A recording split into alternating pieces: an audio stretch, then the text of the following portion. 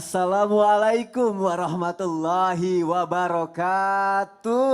Waalaikumsalam warahmatullahi wabarakatuh. Jamaah oh jamaah, alhamdulillah.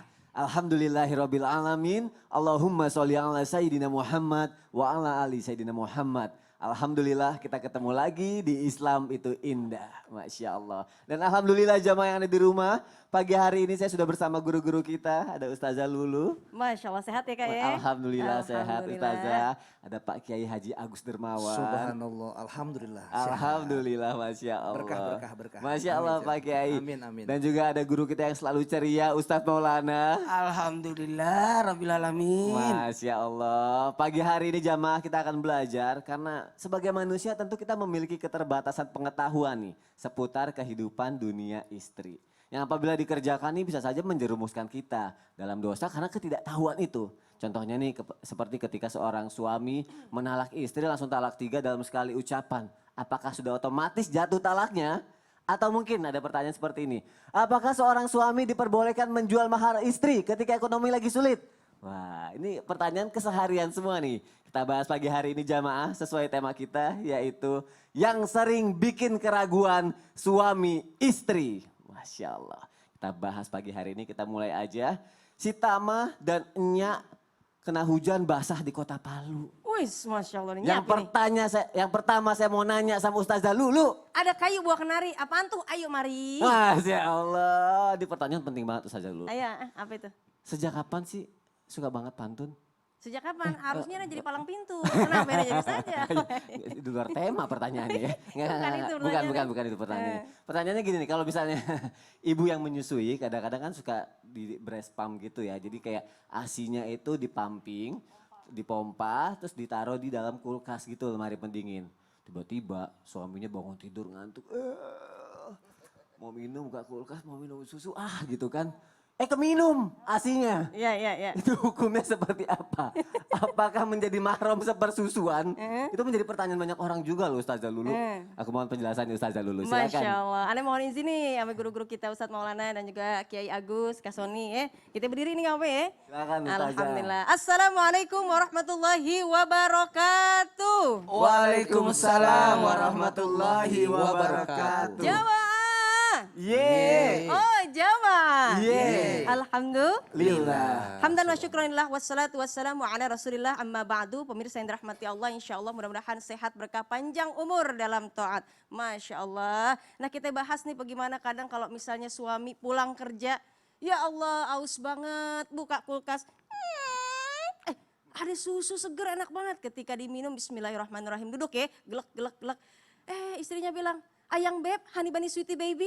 Itu buat baby. Itu kan habis breast pump. Itu habis pompa ASI. Itu air ASI saya. Terus gimana dong? Kira-kira apakah ini masuk mahram sepersusuan atau ibu sepersusuan? Yuk sama-sama kita bahas ya. Don saga, don tales. Enggak gitu juga keles. Nah menurut ulama mengatakan yang pertama ya bahwa ketika ASI-nya sampai masuk ke dalam perut. Ya, karena memang yuk kita ibaratkan bayi ketika minum ASI kemudian ada juga yang memang nggak masuk ke dalam perut karena mohon maaf dia vomit atau dimuntahkan ya atau mungkin hanya berkumur-kumur. Nah ini belum menjadi mahram sepersusuan. Kemudian syarat yang kedua yakni harus sampai kenyang. Artinya apa? Karena memang ada bayi juga ya yang ketika kenyang tandanya udah selesai, udah ada mungkin puluhan menit sudah kenyang kemudian berhenti untuk minumnya. Ada juga yang memang ada tandanya ibunya nepuk, oh iya tuh udah sendawa itu berarti udah kenyang tandanya. Tuh ya.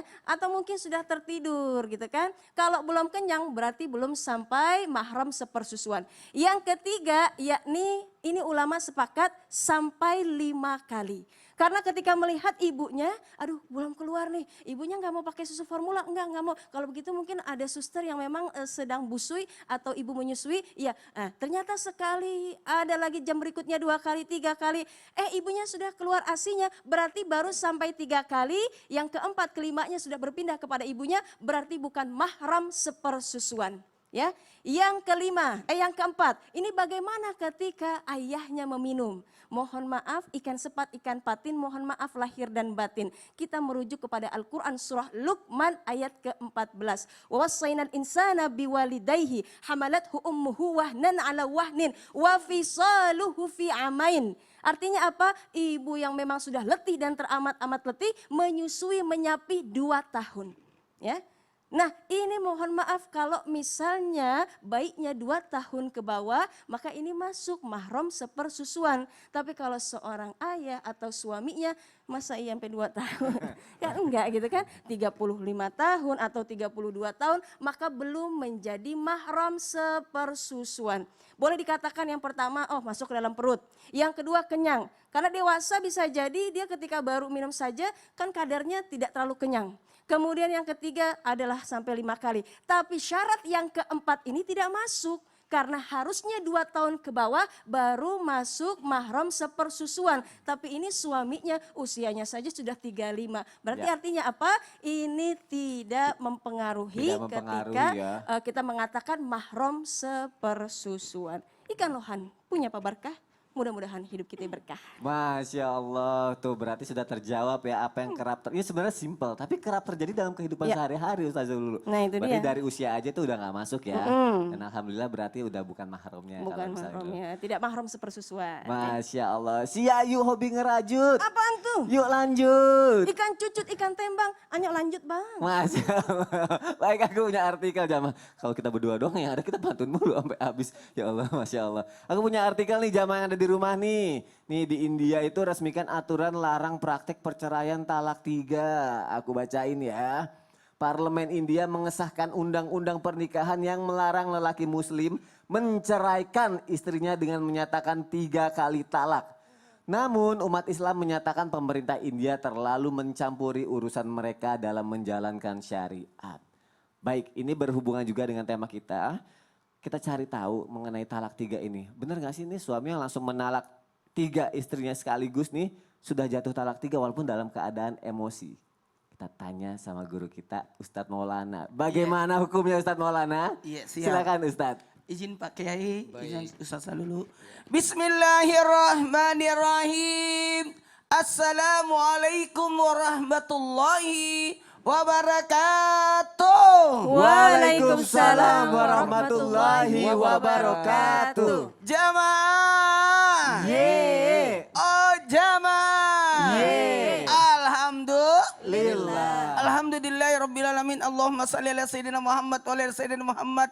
Satu bentuk pujian dan rasa syukur kita. Alhamdulillah di hari ini 30 Rabiul Awal 1442 Hijriah di hari Senin. Semoga kita mendapatkan keberkahan. Dan berbicara tentang sesuatu keraguan. Bagus banget hari ini kita bahas tentang keraguan-keraguan yang muncul dalam hal rumah tangga. Gimana ya? Apakah sudah jadi talak? Karena suamiku langsung berkata talak 3. Gimana nih? Ada 2 pendapat sebenarnya. Pendapat yang pertama dari Rasulullah SAW. Sosok laki-laki datang mengadu kepada Nabi karena dia sudah menalak 3 istrinya. Lalu berkata talaknya itu gimana? Dalam satu waktu. Maka Nabi berkata kembalilah kepada istrimu kalau kau mau. Maka Nabi cuma menjawab seperti itu. Artinya sungguh yang demikian itu adalah talak 1. Maka kembalilah jikalau kamu mau. Nah, ini adalah pendapat dari Rasulullah SAW. Perihal orang yang datang mengadu kepada Nabi. Sementara Sayyidina Umar bin Khattab menyatakan bahwa ini adalah talak 3. Kenapa talak 3? Karena kehendak Sayyidina Umar supaya ini sebagai hukuman pelajaran agar talak 3 dalam satu waktu tidak dilakukan atau tidak dipermainkan. Nah, jadi sebenarnya Sayyidina Umar bin Khattab sudah talak 3 aja. Kenapa? Karena ini kadangkala orang mempermainkan kata talak. Nah, makanya mohon izin jangan pernah mempermainkan nikah, talak, rujuk. 3 hal ini jikalau dipermainkan akan jadi benar. Makanya hati-hati. Dan sekalipun dalam hal ini kita dibenarkan untuk bisa balik. Tapi pembelajaran yang besar adalah jangan pernah mempermainkan talak. Apalagi langsung menyebutkan talak 3. Dan jamaah yang dimuliakan oleh Allah, kita negara hukum, negara yang mana alhamdulillah hukum pernikahan diatur oleh Undang-Undang Pernikahan 1974. Dan mudah-mudahan kita juga dapat pembelajaran bahwa sebenarnya memberikan kesempatan untuk rujuk dengan adanya iddah. Ini sekali lagi adanya iddah dan melihat kondisi serta suasana, apakah dia waktu menalaknya marah atau terpaksa atau dipaksa. Lihat kondisi dulu. Makanya talak itu jatuhnya dari laki-laki kepada perempuan. Karena laki-laki pasti berpikir berkali-kali untuk menyatakan kata talak kepada istrinya. Makanya sosok laki-laki yang hebat adalah menjaga rumah tangga dengan mempertahankan rumah tangga dengan cara apa? Mendiamkan dulu, ada proses satu demi satu. Kalaupun sudah terjadi kata talak yang pertama, maka tunggu. Kalau belum, artinya mudah-mudahan bisa balik lagi rujuk sebelum masa iddah selesai. Makanya jangan permainkan. Ustadz jadi gimana nih? Apa yang harus kita lakukan? Alhamdulillah. Jadi secara prinsipnya kalau berkata talak 3 dalam satu waktu maka dikategorikan hanya talak 1 dan bisa kembali merujuk dari Rasulullah Sallallahu Alaihi Wasallam. Dan kalaupun sudah sering-sering seperti itu berkali-kali, tidak lama lagi talak lagi, tidak lama lagi talak lagi, maka dinyatakan itu sudah menalak. Ingat, pernikahan dalam negara kita alhamdulillah ada pernikahan yang disahkan oleh agama. Tapi ada yang luar biasa disahkan oleh pemerintah. Jadi kalau sebaiknya kalau mau menalak, baiklah ikut urusan pemerintah. Datang ke pengadilan supaya betul-betul talaknya sah. Iya. Berarti itu yang makanya kita harus hati-hati ya, kata talak itu sebenarnya sakral Jangan banget ya. pernah berkata talak. Walaupun istri berkata talak aku, talak Ya. aku. Ya, baiklah aku talak. Itu kan terpaksa karena Oh ya. dia grogoti Karena oleh istri yang iya.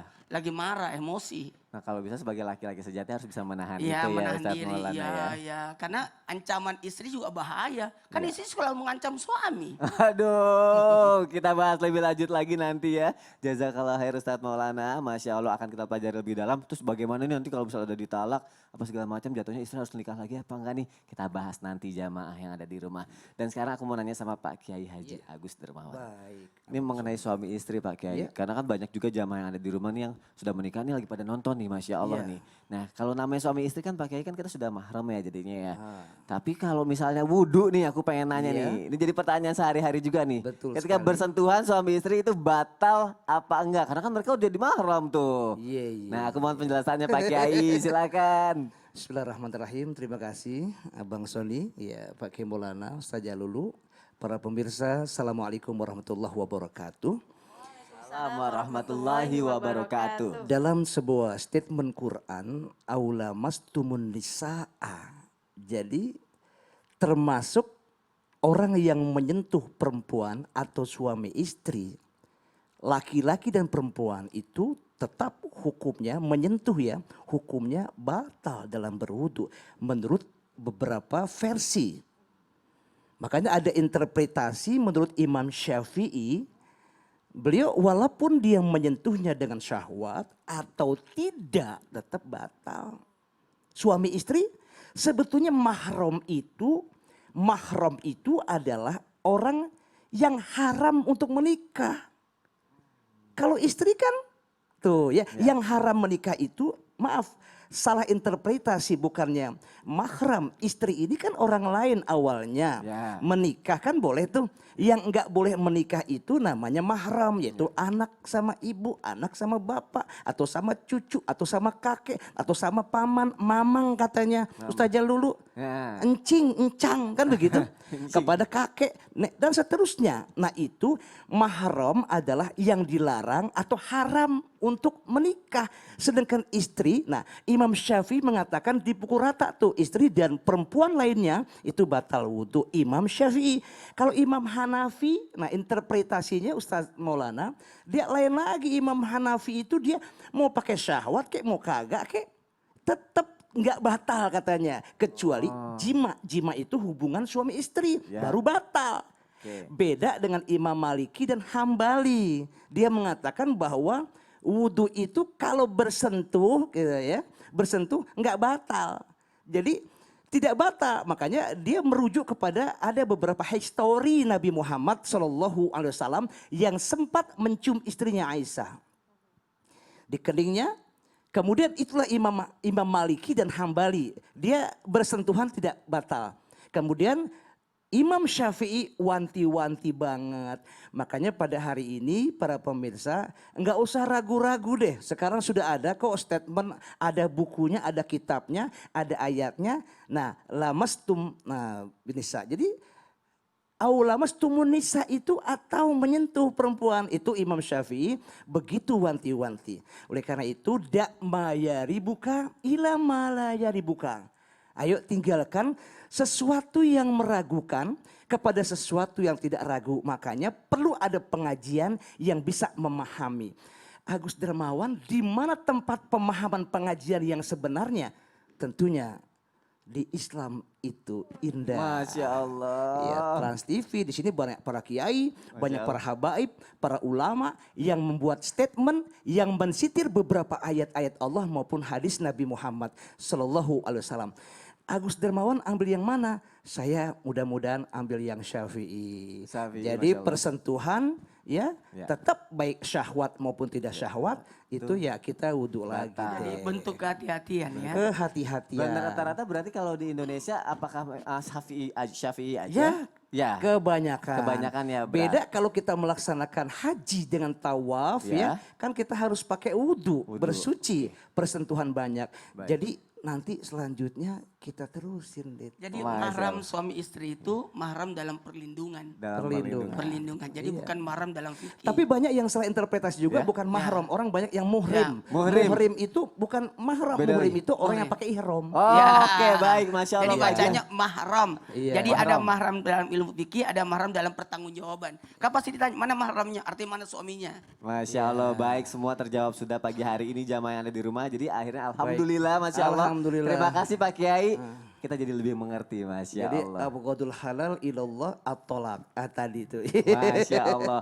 Akan lebih Baik. banyak lagi pertanyaan-pertanyaan menarik yang insya Allah akan dijawab pagi hari ini jamaah. Jadi sayang banget kalau untuk dilewatkan ya. Seperti satu ini nih aku pengen nanya sama Ustazah Lulu. Ya. Ketika suami istri menikah, Ustazah Lulu dalam keadaan hamil. Oke. Nah itu wajib lagi, ijab kabul lagi, nikah lagi apa enggak? Kullu ra'sin ra'yin. Setiap kepala memiliki pendapat. Jadi Iya. pendapatnya beda-beda. Oh, Jadi beda-beda. aneh mau jelasin sekarang bentar nih. Nanti aja kali ya. Kalau gitu ada nini-nini, Iya. naik odong-odong.